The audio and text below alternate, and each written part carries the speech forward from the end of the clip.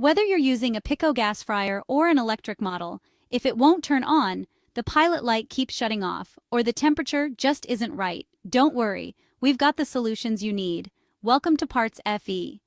Pitco fryers are known for their durability in busy commercial kitchens, but like any equipment, they can run into problems.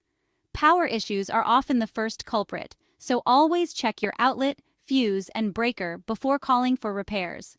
If your fryer overheats, a tripped high-temperature limit switch may be to blame.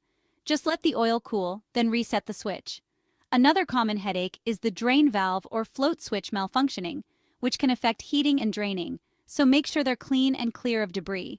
Gas models can also give you trouble if the pilot light won't stay lit, so double-check the gas supply, clean the pilot assembly, and replace the thermocouple if needed.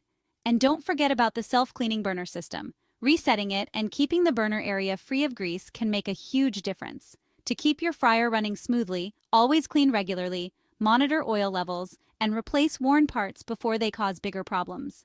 And if you're looking to keep your fryer in top shape, don't forget the essentials.